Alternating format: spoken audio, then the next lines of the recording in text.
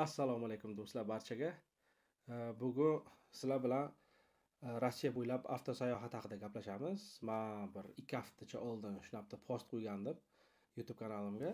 Lekin unda 1 minutlik video bo'lgan, ko'pchiliklarga tushunarsiz bo'libdi. Shuning uchun hozir podrobno qilib shuni aytib bermoqchiman bir 10-15 minutlik videoda. Bu qanaqa sayohat bo'ladi va nima uchun kerak? Men bir 5 kun bo'ldi Vyetnamdan keldim, qaytib Rossiyaga. Asosan mani YouTube kanalida kuzatib turganlar bilishadi. Men Vyetnamga borib dars berdim ingliz tilidan. Bundan oldin Xitoyda dars berganmiz 5 yil. Ham Xitoy tilini o'rganganmiz o'sha paytda kurslarga borib. Endi hozir Rossiyaga qaytib keldim. Ufa shahridaman. Shuning uchun darslarim onlayn darslarim ketaveradi va qolgan paytda shu vaqtim sal ko'proq bo'lgani uchun bo'sh vaqtim shu qaror qildimki, Rossiya bo'ylab avtosayohatga chiqishga. Buni nimaga sizlar bilan bo'lishmoqchiman bu fikrimni, bu ideyamni? Chunki bu uchun bilasizlar, mana определённый bir mablag' kerak bo'ladi sayohat uchun. Va mashina, transport kerak bo'ladi. Shuning uchun men birorta hamkorlik qilmoqchi bo'lsa birga yoki birorta sponsorlar bo'lsa, shularga murojaat sifatida ushbu videoni tayyorlayapman. Endi qisqacha tushuntirib beraman, bu qanaqa bo'ladi. Masalan, aytaylik, Rossiya bo'ylab avtosayohat bu Moskvadan yoki Sankt-Peterburgdan to Vladivostokgacha, ya'niki g'arbdan sharqqa qarab bo'ladi. Necha kun davom etadi? Xarajatlar qanaqa bo'ladi? Shular haqida gapirib o'tmoqchiman. Yo'nalishni olsak, mana yo'l xaritasi, mana hozir aytib o'tdim. Qaysi shaharlardan o'tiladi? Umumiy yo'lni masofasi, manzili, bu hammasi приблизительно aytilgan narsa. Bu точно aniq emas, plus minus, shu среднийsi olingan. Yo'lni umumiy manzili Moskvadan Vladivostokgacha deb olsak agar, bu Transsibir avtoyo'li taxminan 9000 kilometr. Bu aytib o'tganimdek shu plus minus. Asosiy shaharlardan o'tish. Mana Moskvadan chiqqandan keyin to Vladivostokgacha borsa, qaysi shaharlardan o'tiladi?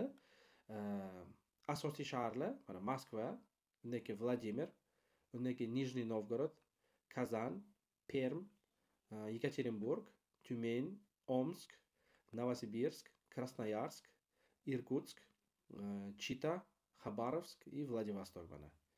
Endi sayohat vaqti necha kun ketadi? Bu endi sayohatga bog'liq. Masalan, kuniga necha soatdan mashina haydashga bog'liq albatta. Endi men o'ylagan fikrim bo'yicha, agar kuniga 6-7 soatdan mashina haydalsa, bu degani taxminan 500-600 kilometr yo'l bo'ladi. 9000 kilometr endi bu bo'lamiz taxminan 550 kilometrga bo'lsa, mana bir kunda 550 kilometr yuradigan bo'lsak agar, bu 16-18 kun davom etadi. Bu faqatgina shu 550 kilometr yurganda mashinada ketadigan vaqt yurgan yo'lga. Endi yo'lda dam olish bor. Masalan, qayergadir to'xtash. Bular bilan hisoblasa 20 kun, 22 kun davom etishi mumkin. Endi xarajatlarga bo'lsa, mana rasxod. Eng asosiy narsalardan biri rasxod. Mana shuning uchun ham men o'zimga hamkor yoki sponsor qidiryapman. Buni ham oxirida aytib o'taman. Agar kimdir sponsor bo'lmoqchi bo'lsa, ularga qanaqa foyda? Hamma o'ylashi mumkinki, sponsor bo'lsam menga nima foyda? Buni aytib o'taman, videoni oxirigacha ko'ringlar. Tak, avtomobilning o'rtacha yonilg'i sarfi, bu degani rasxod, mashinaga ketadigan, agar 8 litr ketadigan bo'lsa, 100 kilometrga 8 litr deb olsak, bu hammasi o'rtacha bo'yicha aytib o'tganda, Rossiyada AI 92 markali benzin narxi hozir 2025-yil, mana aprel-may oyida taxminan 55-60 rubl deb olsak agar, 1 litrini 9000 kilometrga 100 kilometrga 8 litrdan hisoblagan taqdirimizda ham 720 litr ketar ekan. 9000 kilometrga 720 litr benzin. Endi 720 litr benzinni 60 rubldan hisoblasak agar 43200 rubl bo'ladi. Bu degani taxminan $500 faqat benzin uchun. Boshqa xarajatlar. Ovqat masalasiga kelsak agar 700 rubldan 1000 rublgacha bir kunlikni hisoblasak agar, bu endi masalan nima deydi? Bir bozorlik qilib olib, o'zi tayyorlab, yengil taom yegan holatda kelsa bilan bir kunga shu 700 rubldan 1000 rublgacha deb olsak agar, 20 kun bo'lgan taqdirda ham sayohat agar 20 kunni ko'paytiramiz. 900 rubl ekan bitta. 1000 rubl ko'paytirgan taqdirimizda ham 20 ming rubl bo'ladi. Bu faqat ovqat uchun. Endi yo'lda masalan ba'zi holatda bo'ladi, mashinada dam olib o'sha yerda uxlash mumkin. agar mehmonxona moteldan oladigan bo'lsak agar kuniga 2000-3000 rubl sredniy hisoblasak agar 2000 dan 3000 rublgacha bir kunlik tunab qolish. Bunda bo'ladi 50 ming rubl bo'lar ekan. Shu 20-22 kunlik sayohat.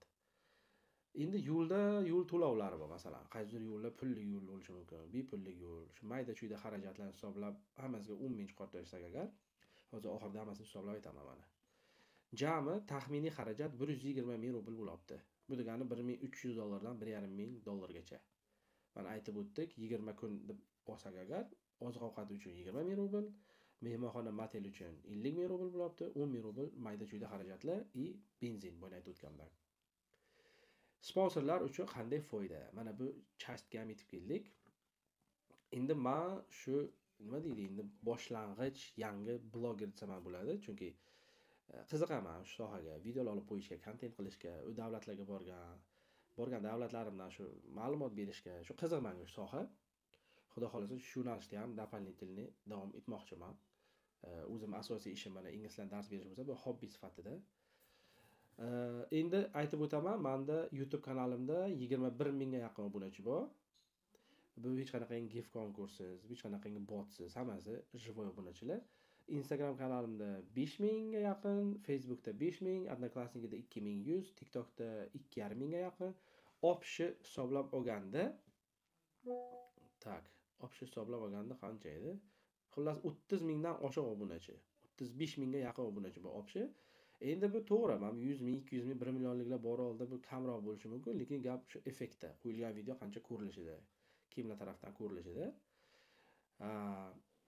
Endi o'sha sponsorlarga bo'ladigan foydasi yoki hamkorlarga, shu masalan, men sayohat davomida, endi bu bo'yni aytib o'tganim bir xil 6 soatdan yursa shuncha kunda bosib o'tadi, 20-22 kunda, lekin meni niyatim har bitta shaharga to'xtab, kamida mana bir kun shu shahar haqida qiziqarli ma'lumotlar, chiroyli joylari, mumkin shu местный xalqlar bilan kim bilandir bir kamgina obzor, gaplashish, o'sha xalq haqida yoki o'sha местность, o'sha joy haqida, milliy taomlari haqida, o'sha joyni, shular haqida ko'proq shu har bitta shahar haqida video olib ketish va shuni yuklab borish. Har bitta videolarda agar kim sponsor bo'ladigan bo'lsa, shu sponsorlarni logotipini, допустим, mashinaga yopishtirish mumkin, shu sayohat qiladigan avtomashinaga yoki shularning bir kiyimlari, futbolkalari yoki kepkalari bo'lsa, o'shalarni kiyib turib, ham reklama qilib berish shularni. Bu bo'lishi mumkin, mana yo'l-yo'lakka ketayotganda biron ovqatlanuvchi bironta nima deydi, o'zimizni oshxonalarga kirish mumkin. Shular ham sponsor bo'lishi mumkin, masalan, videolarda shularni aytib o'tib ketamiz, masalan. Shu shaharda mana o'zimizning yurtdoshlarimiz choyxona ochgan, oshxona ochgan, kelinglar taklif qilib yaxshi bo'lsa albatta. Ularga foydasi shu bo'ladi. Chunki bu video o'ylaymanki, avtosayohat kamdan kam odam qiladi bu narsani. Endi qiladiganlar ham bor, lekin o'zbek tilida bunaqa sayohat uncha ko'p emas deb o'ylayman. Rossiya bo'ylab chiqqanlar, kimdir bordir, bitta ikkita shaharga borgan, lekin shu uzoq muddatli 1 oy, 2 oylik menimcha bo'lmagan bo'lsa kerak. Yo bo'lgandir ham, bilmayman.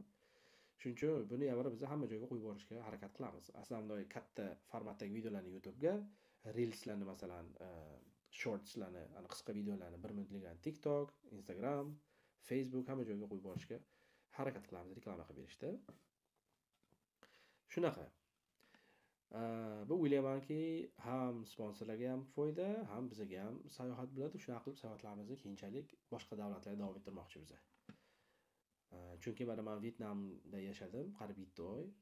O'sha yerda qo'ygan videolarimga juda ko'p nima deydi, qiziqishlar bildirilgan. Followerlar mana podpисчиклар hammasi qiziqib turadi har bitta qo'yilgan videolarga. Shunaqa. Keyin mana oxirida qo'yilgan videolarni o'sha kim sponsor bo'lganmiz, hammasini mana statistikalarni ko'rsatib berish mumkin.